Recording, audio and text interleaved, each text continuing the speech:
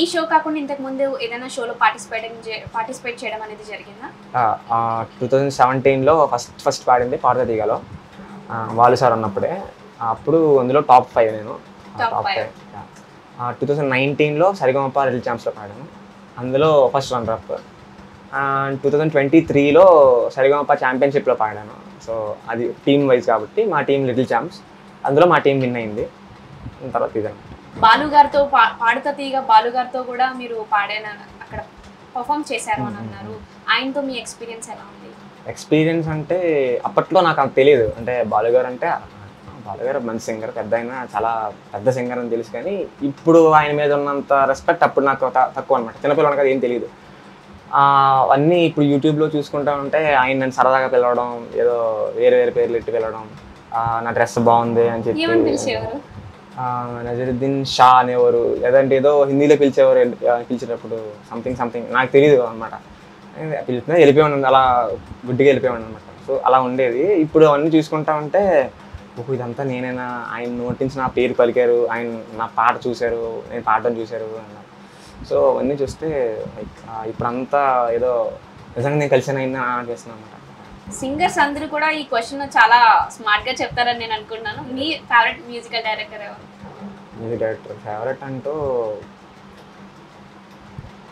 ఒక్కటి అని చెప్పాలి అంటే ప్రజెంట్ ఉన్న మ్యూజిక్ డైరెక్టర్స్లో అంటే అనిరుద్ధ్. ఆల్ టైమ్ అని చెప్పాలి అంటే అలా అది చెప్పడం కష్టం. ఒక్క పేరు అంటే రెహమాన్ సార్, ఇళయరాజా సార్ అందరూ వస్తారు, కష్టం. సో మీకు అనిరుద్ధ్ ఇష్టం అని చెప్పేసి అంటున్నారు. అనిరుద్ధ్ సినిమాలో మీకు నచ్చిన పాట ఏదన్నా మాకోసం? పోవే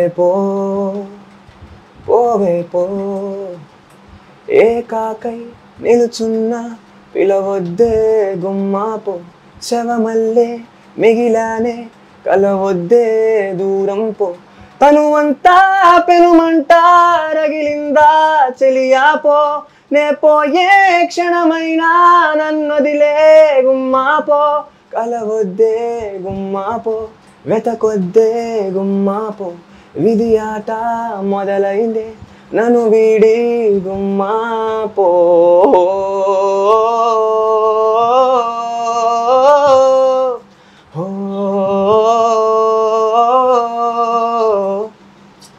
నిజం చెప్తున్నా, మీరు పాడుతుంటే అలా వినాలనిపిస్తుంది. పాట పాడుతుంటే ఆ ఫీల్ లోకి వెళ్ళిపోయి గూస్ బంప్స్ కూడా వస్తున్నాయి అనమాట. చాలా బాగా పాడుతున్నారు. దేవుడు ఇచ్చిన స్వరం అందరికీ రాదు, అదొక వరం అనమాట స్వరం అనేది. సో మీ లైఫ్లో మీరు తీసుకున్న బెస్ట్ కాంప్లిమెంట్స్ అని ఏమన్నా ఉన్నాయా? బెస్ట్ కాంప్లిమెంట్స్ అంటే ఇది బాగా గుర్తుంది నాకు. పాడతా తీగలో ఒకసారి బాలు సార్ ఏ సాంగ్కి ఇచ్చారో గుర్తులేదు, కానీ ఒక సాంగ్ అప్పుడు అన్నారనమాట, నీ వాయిస్ ఇప్పుడిప్పుడే మెచ్యూర్ అవుతుంది, నువ్వు కొంచెం పెద్ద అయిన తర్వాత చాలా పెద్ద సింగర్ అవుతావు, ఎంత పెద్ద అంటే నా అంత పేరు వస్తుంది నీకు, నాకు వచ్చిన పేరు నీకు వస్తుంది అని అన్నారు. ఇది నిజంగా నాకు గుర్తుండిపోయింది. అండ్ ఈ షోలో one of the best compliments అంటే ఒకసారి తమన్ సార్ క్యాండీ కోసం ఇచ్చారు నాకు చంద్రకళ సాంగ్కి. అప్పుడు ఒరిజినల్ సాంగ్ కన్నా నీ వర్షన్ ఎక్కువ ఎంజాయ్ చేశాను నేను అన్నారు. సో అదొకటి. అండ్ కార్తీక్ సార్ నేను ఒకటి సాంగ్ పాడినప్పుడు ఈ సాంగ్ పాడడం చాలా కష్టం,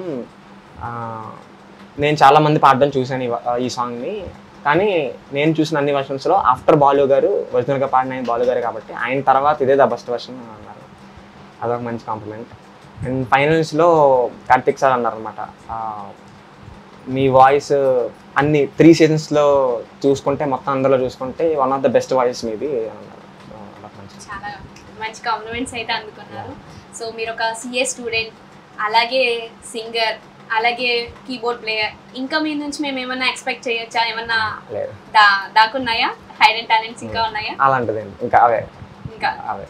సో అనిరుద్ధ్ అంటే ఇష్టం అన్నారు కదా, నేను ఇక్కడ ఒక పాయింట్ అయితే అబ్జర్వ్ చేసి, ఆయన బక్కగా ఉంటారు, మీరు బక్కగా ఉండి ఆయనలా మ్యూజిక్ హిస్టరీ క్రియేట్ చేస్తారా?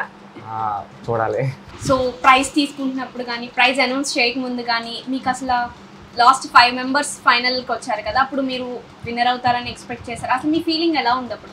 టాప్ 5 ఉన్నప్పుడు కొంచెం టెన్షన్గా ఉన్నా. అంటే ఎందుకంటే షూట్ వరకు మాకు తెలియని విషయం ఏంటంటే టాప్ 5ని పాడేసిన తర్వాత అప్పటికప్పుడే వాళ్ళ టాప్ 3లో ఉన్నారా లేదా అనేది స్పాట్ ఎలిమినేషన్ అని చెప్పారు. సో అది అంత మాకు అప్పుడే తెలిసిందనమాట. సో వెంటనే మాకు ఒక సడన్ షాక్ అది. సో వెంటనే అలా అనేటప్పటికి మేమే అనుకున్నామంటే అందరం పాడేసిన తర్వాత 5 పాడేసిన తర్వాత టాప్ 5లో టాప్ 3కి ఎవరెవరు వెళ్తారని చెప్తాం అనుకున్నాం. బట్ అప్పటికప్పుడే చెప్తామంటే కొంచెం కంగారు అనిపించింది. టాప్ 3కి వెళ్తానా లేదా అని కొంచెం ఒక డౌట్. సో టాప్ 3కి వెళ్ళిపోయిన తర్వాత కొంచెం కూల్గానే ఉన్నా. ఎక్కడో ఎందుకు అనిపించింది నేను విన్ అవుతానేమో అని ఎక్కడో 6 అనిపించింది ఎందుకు, వెరీ ఫ్రాంక్లీ.